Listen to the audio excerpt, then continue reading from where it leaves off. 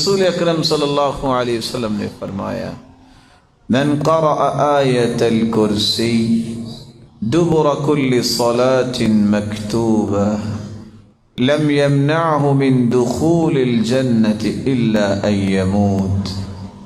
خوش نصیب ہے وہ شخص جو شخص فرض نماز کے بعد آیت الکرسی پڑھ لیتا ہے، اس کے اور جنت کے درمیان صرف موت کا پردہ حائل ہے۔ جس دن آنکھیں بند ہوں گی جہنم سے آزاد اور جنت کا مہمان بن جائے گا اور شیطان سے اس کی حفاظت ہو جائے گی۔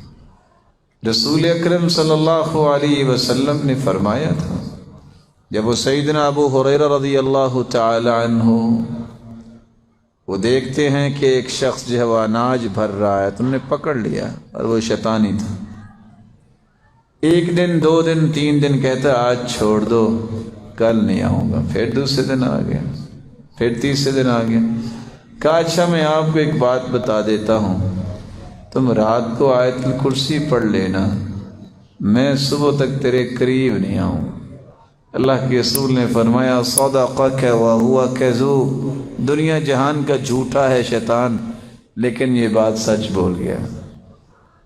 آیت الکرسی اس قدر عظیم نعمت ہے، اس میں اعظم ہے، اور اس میں اعظم کے ساتھ دعا کی گئی، کبھی اللہ رد کرتے ہی نہیں ہیں۔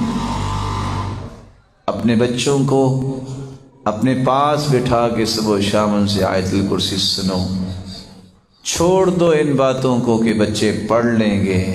اب بچوں کے پاس ملہیات بہت ہیں، آپ 2 منٹ ذرا اپنی توجہ ہٹا کے دیکھیں وہ کہاں سے کہاں پہنچ چکے ہوتے ہیں، تخیلات میں بھی، تفکرات میں بھی، اور فزیکلی بھی واقعتاً کہاں سے کہاں چلے جاتے۔ ان سے محبت کیجیے، ان سے وفا کیجیے، ان کو نعمت بنائیے۔ یہ کب بنیں گے نعمت؟ جب ان کے بارے میں سوچ بنے گی کہ اللہ دنیا میں بھی ہمارے کھلونے ہیں تو جنت میں بھی ہمارے ساتھ رکھنا انہیں۔